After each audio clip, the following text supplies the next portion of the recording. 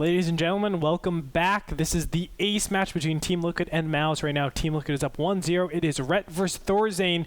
We had an awesome game number one. Now, if you missed any of the action, you can be sure to check it out on YouTube. We are youtube.com/NAStarLeague. That's where you can find all of the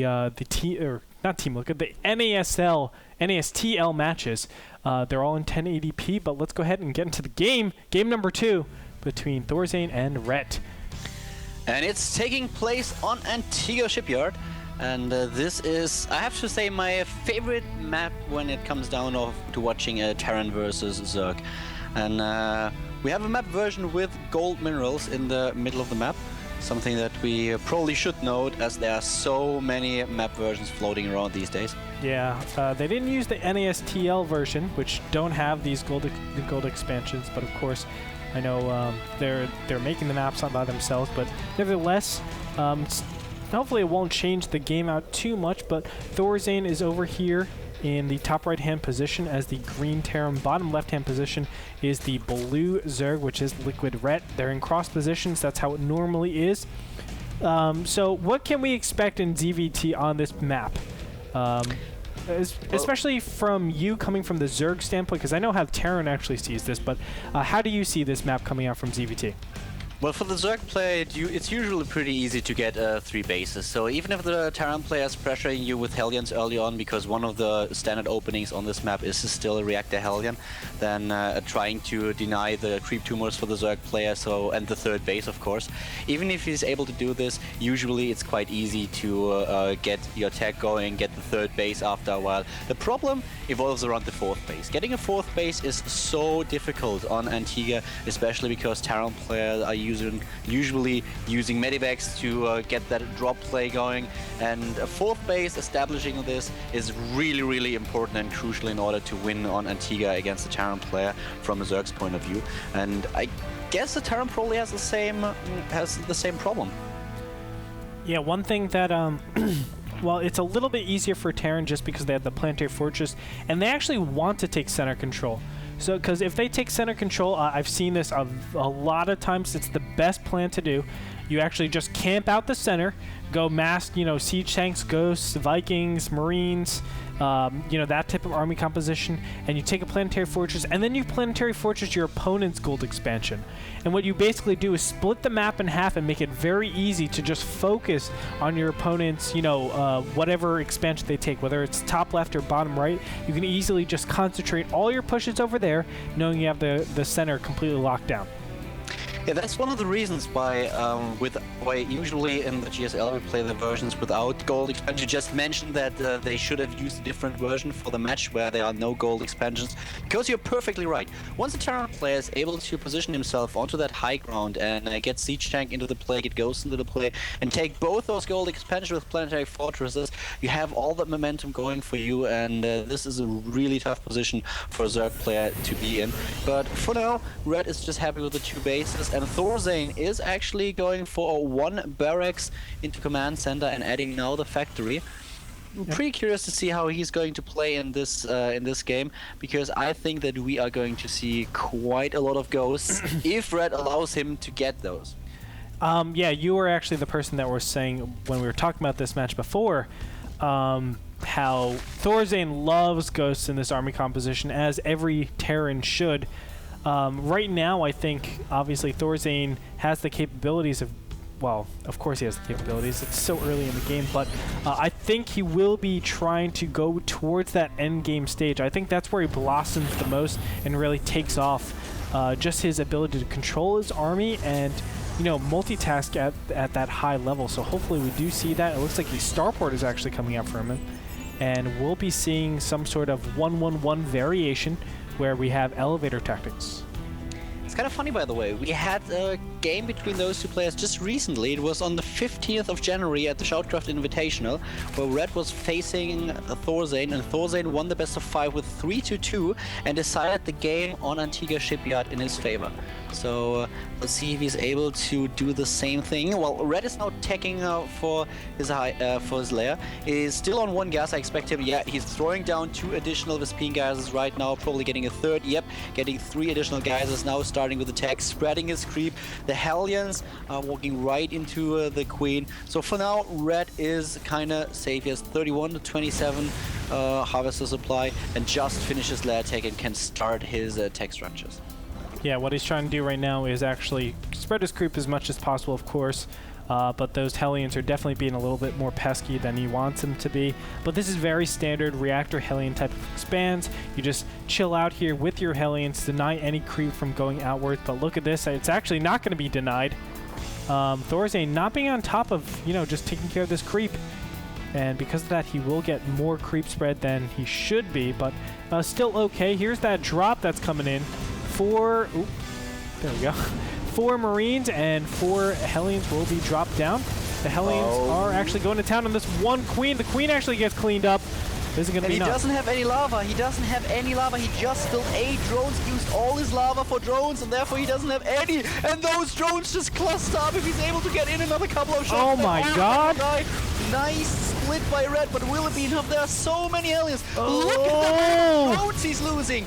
He's losing so many of them. 15 are already dead, and another one dies. Oh my god. Oh my god. This is the best possible situation for Thorzane.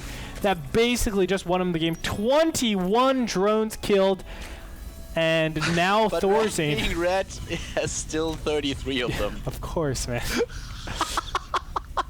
Sorry, but that's funny. The guy just lost 21 drones, and he still has like a 37.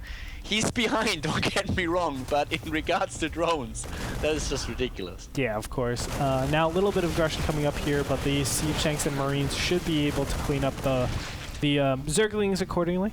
But yeah, Thorzane just has a massive, massive advantage. He's upgrading +1, nope, just +0.1. Right now, just the armor upgrade for now, but still, I mean, he's ahead in supply. Income tab is showing equal harvesters. That is advantage for Terran. And now he's just going to go for a big push. You can see 2 barracks, 1 factory, 1 starport, and he just added 3 more barracks. When you, oh nope, 2 more barracks, excuse me. A command center goes down, so he's just extending his lead apparently. Not going for the all-in push. I think an all-in push would be completely fine though at this point. But mutas are out. Mutas are out right now for Red, and he's just going to continue on, play standard. Yeah, he's going for a 3rd base now, and he already built a lot of harvesters. He's back to 46, so getting a baneling nest at that, because he knows perfectly well what could kill him right now. He doesn't have all that many units. He has 1 Zergling, and well, that 1 Zergling won't achieve a lot, maybe scout a bit. But with the Mutalisks, he needs something that can hold off the Marines, and that's what the baneling nest is for. He needs something that can throw off a lot of Marines if Thorzane actually decides to push out right now. And at the same time, he's droning up again. He's just trying to stabilize once more, and yeah, that situation where he lost so many drones, it was basically also because he just built all those drones. He built 8 additional drones and used all his lava, and now he's just trying to harass a little bit the main base of Thorzane, killing at least 1 supply depot, but not doing all that much real damage. Yeah, Thorzane's just looking for the chance to actually push out with all of these units. There he finally goes. Look at this. All the upgrades will just about finish at the same time. +1 is almost finished. The combat shields is just about to finish. This is like perfect timing for this particular push. Red, he looks grossly under-defended. Now finally pumping out some Zerglings. He's getting a couple of Banelings, 8 to be exact. But with the power of those siege tanks, it'll be so easy to clean those up. Right now we have, yeah, it has to be a little bit careful with that push right now, so let's see how he's going to defend against it. I mean, the 1-1 helps out so much. It looks like he's going to back up from here. Quite peculiar. He does have... Did he cancel combat shields? Oh my god, he canceled combat shields. Wow. Well, that's definitely a way for Red to get back in here. It looks like a little counter push comes out right here. The mutas actually are not enough to clean up those Marines, and it's because that 1-1 is so powerful. Red is only at 1-0 for those particular Mutalisks. Thorzain's going to take his third. Red has his third very nicely, but has to kind of, you know, sidestep getting those drones and saturating that base because of the incoming pressure. But at this point, I mean, Thorzain, when are you going to get combat shields? Oh, such a shame. Did he really cancel it, or did he just forget Well, about it? he lifted the barracks before the combat shield finished, and it cancels the combat shields. I think he just doesn't realize. He has no idea. I've done That's that before. the only explanation I can come up with. I've had 50-minute games where I don't get combat shields, and I'm like, oh crap. And I look at my chat because I'll be streaming it.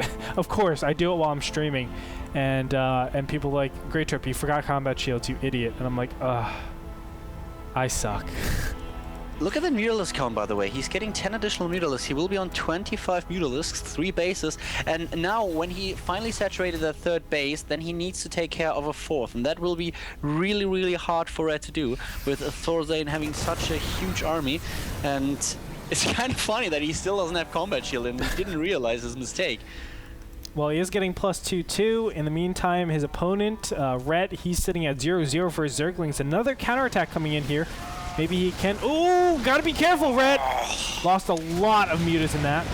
Yeah, lost 4 of them, and he's now going to the third base, killing one of the missile turrets. The second one is dying too, and the third in the back is being repaired by a lot of SCVs. The Marines get in there as well, and once again, Red has to back up. A lot of mules called on by Thorzain, and he's so far ahead in supply. He is 40 supply ahead, and now he has a 2-2 push. Zerg player. Yeah, he has a 2-2 push at this point. 2-2 is just about to wrap up, 20 seconds away, and he has a very massive army, 161 supply. This is exactly where he wants to be, in my opinion. Look at the upgrades of Red. He doesn't have any upgrades at all. He only has the +1 attack upgrade for the Mutalisk. He's getting +2. It's about to finish. But his ground unit is on 0. Oh, on 0-1. Sorry, my bad. He's just researching the +2 melee upgrade. But still, he has no way of competing with the upgrades of Thorzain. Absolutely not. Command center going up for Thorzain at this point. There's this medevac trying to run around the corner. It might bump into this overlord in the bottom right-hand corner. And yes, it will. So those mutas are correctly over there on the bottom right. Will they actually go over there? No, he's going to deal with this push that's incoming. And this is a scary push. Now he needs Banelings and Zerglings to connect, more so Banelings, if anything, if he wants to come back into this, because Banelings do negate a lot of the upgrades. But, you know, at this point, I think he deals too much damage with a 2-2 to really connect with anything. And the Mutalisks are in a lot of trouble. They actually try to fight with those Marines. And there are so many siege tanks now, he can't engage into them. +3/+3 being researched for Thorzain now. And as soon as he hits those upgrades, he will be in such a good position, even better than he's already. The Marines get cleared, but at what cost? Quite a few Mutalisks are dead, and the others are severely damaged. And this is not the position Red wants to be in, especially with Thorzain now having control of the high ground. He can take those gold bases. We've talked about that in the early stages of the game. Yeah, and he's preparing to do so. The command center is just about finished. He's going to float that over there, make a planetary fortress.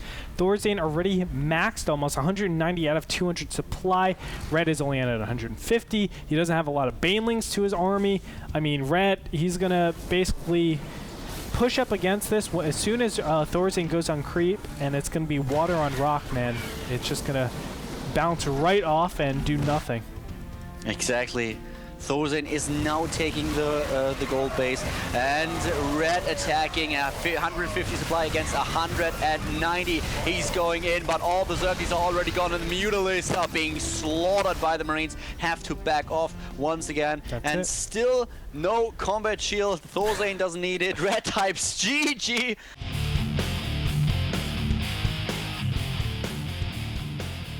And that's it. Series is tied once again. We have a final match. Yeah. Awesome. Comes down to this best of one. Really nice play overall. I mean, you can agree, Khaldor. The game was, I don't want to say over, but a massive advantage going to Thorzain. As soon as he got those, 20 kills or something? Something ridiculous. Yeah. But 21. The 21 drone kills, when you get them that early, I mean, you're looking at coming back from a huge, coming back from a huge disadvantage, I should say.